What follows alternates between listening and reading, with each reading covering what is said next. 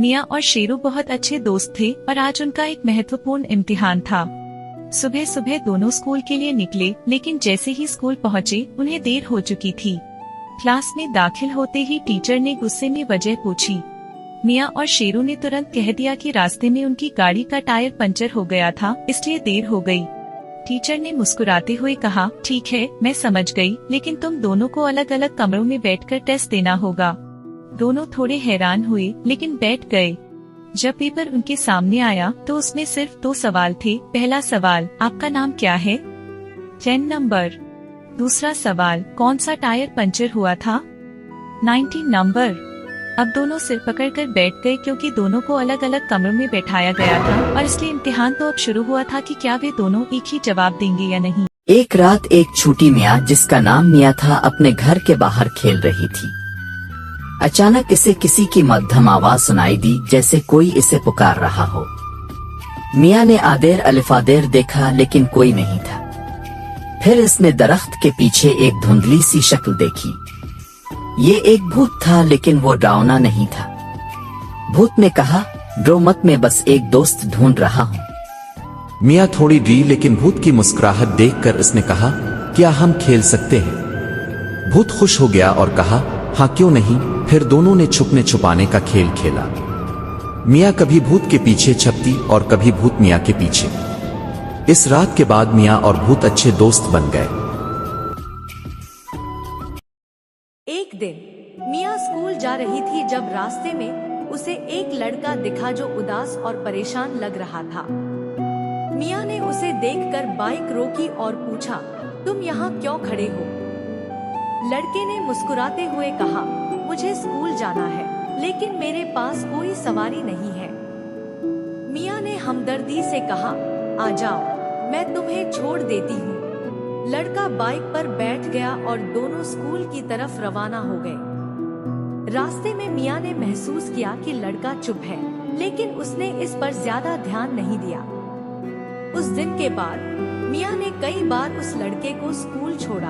एक दिन जब वह उसे स्कूल छोड़कर वापस जाने लगी तो लड़के ने कहा, मेरे पास पैसे नहीं हैं, पर तुम्हारा एहसान कभी नहीं भूलूंगा।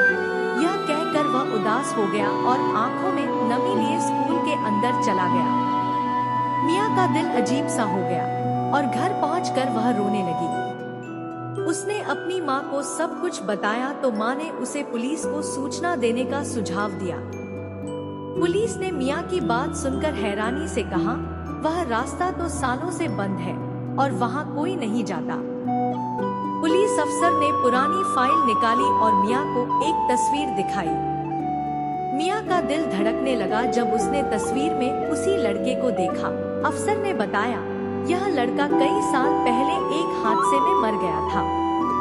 मिया की आंखों में आंसू आ गए और उसने अविश्वास से कहा, लेकिन मैंने तो उसे देखा था, उससे बात की थी। पुलिस अफसर ने गंभीरता से कहा, कभी कभी ऐसे हादसों की यादें उन जगहों पर रह जाती हैं। वह लड़का शायद अपनी आखिरी सवारी पूरी करना चाहता था। मिया आश्चर्य और डर के मिले-जुले भावों के साथ घर वापस आई और सोचा कि कुछ कहानियां सच में बेहद रहस्यमयी होती हैं। एक दिन मिया अपने पापा के साथ बाग में बैठी थी। पापा ने प्यार से मिया को देखा और कहा, मिया, क्या तुम जानती हो कि पौधे लगाना क्यों जरूरी है? मिया ने सिर हिलाकर कहा, नहीं पापा, बताइए। पापा मुस्कुराकर बोले, पौधे हमें ताज़ी हवा देते हैं जो हम सांस लेते हैं। वे जमीन को ठंडा रखते हैं और हमें फल और फूल देते हैं। अगर हम ज्यादा पौधे नहीं लगाएंगे तो हवा खराब हो जाएगी, जमीन सूख जाएगी और जानवरों को भी मुश्किलें होंगी। मिया ने हैरानी से पूछा, और पक्षी? पापा ने सिर हिलाया, हाँ बेटा, पक्षियों को भी घोंसले के लिए पेड़ चाहिए होते हैं। मिया ने जोश से कहा, तो हमें आज ही और पौधे लगाने चाहिए। पापा ने मुस्कुराकर उसे गले लगा लिया। उस दिन मिया ने सीखा कि पौधे लगाना जीवन की सुरक्षा के लिए कितना महत्वपूर्ण है। एक दिन मिया अपनी बड़ी नीली आंखों और लाल टी शर्ट में बाग में खेल रही थी जब शेरू, शरारती शेर का बच्चा, वहां आया। उसने कहा, मिया, क्या तुम दौड़ में मुझे हरा सकती हो? मिया ने हंसते हुए कहा, चैलेंज स्वीकार है। जैसे ही दोनों ने दौड़ना शुरू किया, शेरों ने एक चालाकी की और रास्ते में केले का छिलका रख दिया। मिया जैसे ही वहाँ पहुंची फिसलकर घास में जा गिरी। शेरों ने हंसते हुए कहा, फिसलने की दौड़ जीतने का मेरा खास तरीका। मिया ने घास से उठते हुए मुस्कुराकर कहा, शेरों, अब अगली बार केले का छिलका मेरी तरफ से होगा। दोनों दोस्त हंसे और फिर से दौड़ शुरू कर दी। रहस्यमयी आइसक्रीम वेन। मिया की आइसक्रीम वेन बच्चों के लिए हर दिन खुशी का कारण थी। वह अपनी वेन से रंग बिरंगी आइसक्रीम बेचती थी। बच्चे लाइन लगाकर आते और हंसी खुशी अपनी पसंदीदा आइसक्रीम लेकर चले जाते। एक दिन मिया ने जल्दी जल्दी सारी आइसक्रीम बेच दी। जैसे ही वह वेन बंद करने वाली थी, एक बच्चा दौड़ता हुआ आया और बोला, मिया, मुझे भी आइसक्रीम चाहिए। मिया थोड़ी झिझकी और बोली, आइसक्रीम खत्म हो गई है, मेरे घर चलो, वहाँ से दे दूंगी। बच्चा हैरान था लेकिन मान गया। मिया और बच्चा साथ में मिया के घर पहुँचे। जैसे ही वे आइसक्रीम रखने की जगह पर पहुँचे, दृश्य भयानक था। फ्रीजर के अंदर सभी बच्चे बर्फ की मूर्तियों की तरह जमे हुए थे। उनके चेहरे पर आश्चर्य और डर की अभिव्यक्ति थी। जो बच्चे रोज आइसक्रीम लेने आते थे, अब वे हमेशा के लिए जम चुके थे। मिया चुपचाप खड़ी सब देख रही थी। अधिक ऐसी दिलचस्प और रहस्यमयी कहानियों के लिए हमारे चैनल को लाइक, सब्सक्राइब और शेयर करना न भूलें। मिया और आलू मिया की मजेदार लेकिन डरावनी कहानी। एक दिन मिया बिल्ली अपनी गली में खेल रही थी जब अचानक रसोई से एक अजीब आवाज आई। मिया ने अपने कान खड़े किए और दबे कदमों से अंदर पहुंची। वहाँ रसोई के कोने में एक आलू हिलता हुआ नजर आया। तुम कौन हो? मिया ने घबराकर पूछा। आलू ने अपनी आंखें खोली और मुस्कुराकर बोला, मैं हूँ आलू मिया। आज मुझे खाने का सोचा तो मैं जिंदा हो गया। मिया हैरान होकर बोली, ये कैसे हो सकता है? आलू मिया ने जवाब दिया, जो मुझे खाने का इरादा करता है, मैं उसके सपनों में आकर उसे परेशान करता हूँ। मिया हंसते हुए बोली, क्या तुम मुझे डराना चाहते हो? मैं किसी से नहीं डरती। आलू मिया गुस्से में बोला, अच्छा तो फिर ये देखो। अचानक आलू मिया ने छलांग लगाई और खुद को जादुई दैत्य में बदल लिया। उसकी आंखों से आलू के छोटे छोटे टुकड़े गिरने लगे। मिया चीखते हुए बोली, ओह नहीं, ये क्या हो रहा है? लेकिन तभी मिया ने अपनी पूंछ हिलाई और क्रीम की एक बाल्टी उठाकर दैत्य पर फेंक दी। दैत्य तुरंत सिकुड़कर वापस आलू बन गया। मिया ने हंसते हुए कहा, आलू मिया, डराते तो सब हैं, लेकिन मिया सब पर भारी। आलू मिया बस चुपचाप लुढ़कता हुआ रसोई से बाहर चला गया। मिया और रहस्यमय पेंटिंग। एक दिन मिया ने एक सुंदर लेकिन रहस्यमय पेंटिंग मंगवाई। उस पेंटिंग में एक पुराना और अंधेरा महल दिख रहा था। उसकी गहरी गलियों में दूर एक हल्की सी रोशनी थी। मिया ने खुशी खुशी इसे अपने कमरे की दीवार पर टांग दिया। रात को जब सब शांत था, मिया को पेंटिंग से सरसराहट की अजीब आवाजें सुनाई दी। वह डर गई, लेकिन इसे अपना भ्रम समझकर नजरअंदाज कर दिया। अगली रात आवाजें और तेज हो गई, जैसे कोई पेंटिंग के अंदर चल रहा हो। अब मिया ने हिम्मत जुटाई और पेंटिंग के करीब जाकर उसे गौर से देखने लगी।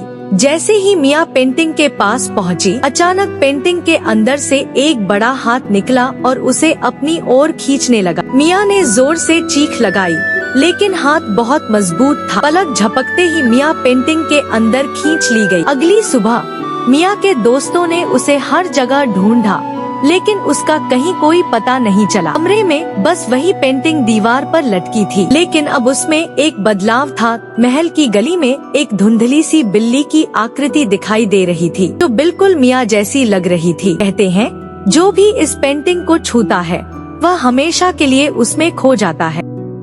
म्याऊ और नागिन का भयानक सामना। एक अंधेरी और ठंडी रात में म्याऊ, एक बहादुर लेकिन शरारती बिल्ली, शिकार की तलाश में जंगल में निकली। चारों ओर खामोशी छाई हुई थी और हवा की सनसनाहट ने माहौल को और डरावना बना दिया था। पेड़ों की डालियां धीरे धीरे हिल रही थी और दूर से आती अजीब सी आवाजें म्याऊ के कानों में गूंज रही थी। म्याऊ की तेज नजरें अचानक झाड़ियों के पीछे से आती एक रहस्यमय रोशनी पर पड़ी।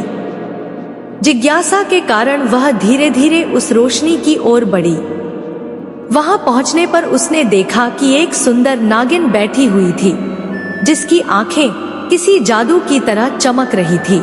नागिन ने म्याऊ को देखकर हल्की सी मुस्कान दी और नरम आवाज में कहा, मैं एक बड़ी मुसीबत में हूँ, मेरी मदद करो। म्याऊ को उसकी बातों पर थोड़ा शक हुआ, लेकिन नागिन की मासूमियत और खूबसूरती ने उसे मजबूर कर दिया कि वह उसके करीब जाए। जैसे ही म्याऊ नागिन के करीब पहुंची, अचानक नागिन ने जोरदार ठहाका लगाया। उसका शरीर तेजी से एक भयानक और विशाल नाग में बदलने लगा। उसकी आंखें लाल हो गईं और मुंह से जहरीली फुफकारें निकलने लगी। म्याऊ ने तुरंत वहां से भागने की कोशिश की, लेकिन नागिन के जादू ने उसे जकड़ लिया। नागिन ने अपनी जहरीली फुफकार से पूरे जंगल को दहला दिया और म्याऊ को धीरे धीरे एक डरावने नाग में बदलने लगी। म्याऊ की चीख पुकार पूरे जंगल में गूंज रही थी, लेकिन उसे बचाने कोई नहीं आया। जंगल के पेड़ भी अपनी खामोशी में डूबे रहे। आखिरकार म्याऊ भी नाग बन गई और नागिन के साथ उस रहस्यमय जंगल का हिस्सा बन गई, जहां कोई जाने की हिम्मत नहीं करता। सीख: हर चमकने वाली चीज सोना नहीं होती और हर खूबसूरत चीज सुरक्षित नहीं होती।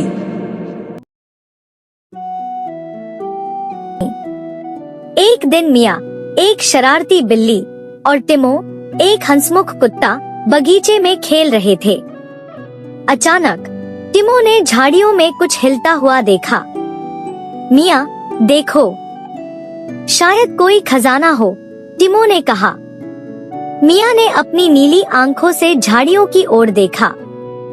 यह खजाना नहीं, यह तो कोई सांप लग रहा है, मिया ने फुसफुसाते हुए कहा। सांप झाड़ी से निकलकर उनके सामने आया और बोला, मैं तुम्हें नुकसान नहीं पहुंचाऊंगा, लेकिन मेरे पास एक राज है। क्या राज? टिमो ने उत्साह से पूछा। बगीचे के पुराने कुएं में एक कीमती चीज छिपी हुई है, लेकिन वहां पहुंचना आसान नहीं है, सांप ने मुस्कुराकर कहा। मिया को शक हुआ, कहीं यह हमें धोखा तो नहीं दे रहा? टिमो ने हंसते हुए कहा, मिया, डरपोक मत बनो, चलो देखते हैं। तीनों कुएं के पास पहुँचे। सांप ने बताया कि उन्हें रस्सी के सहारे नीचे जाना होगा। टिमो ने हिम्मत दिखाई और सबसे पहले नीचे उतरा। नीचे एक छोटा सा डिब्बा रखा था। यह रहा, टिमो ने खुशी से चिल्लाया। डिब्बा खोला गया तो अंदर एक नोट मिला। दोस्ती ही सबसे बड़ा खजाना है, मिया ने सांप को घूरते हुए कहा। यह क्या मजाक है? सांप हंसते हुए बोला, तुम दोनों ने मिलकर यह सफर तय किया, यही असली खजाना है। मिया ने नाक सिकोड़ी, लेकिन टिमो ने जोर से हंसते हुए कहा, चलो मिया, कम से कम मजा तो आया। और इस तरह वे तीनों हंसते हुए बगीचे की ओर लौट गए, नई रोमांचक चुनौतियों के लिए तैयार। बिली मिया अपने बागीचे में मजे से खेल रही थी कि अचानक एक अनोखी गाजर पर उसकी नजर पड़ी। यह गाजर बाकी सब गाजरों से अलग और कुछ बड़ी सी थी। बिली मिया ने सोचा, इसे खींच कर निकाला जाए। जैसे ही उसने गाजर को खींचना शुरू किया, गाजर हिलने लगी और एक भूतिया आवाज में बोली, कौन है जो मुझे तंग कर रहा है? बिली मिया डर कर पीछे हटी, लेकिन उसकी तजासुस ने उसे रोक दिया। वह दोबारा गाजर के करीब गई और कहा, मैं तो बस तुम्हें देख रही थी, तुम कौन हो? भूतिया गाजर हंसने लगी और बोली, मैं बाघ का भूत हूं, जो मुझे छेड़ता है उसे मैं डरा देता हूं। बिली मिया ने हिम्मत से कहा, मुझे डर नहीं लगता। गाजर ने हंसकर कहा, फिर तो तुम सचमुच बहादुर हो। और उसी के साथ गाजर वापस जमीन में गायब हो गई। बिली मिया ने मुस्कुराकर सोचा, आज सचमुच एक अजीब और गरीब मुलाकात हुई।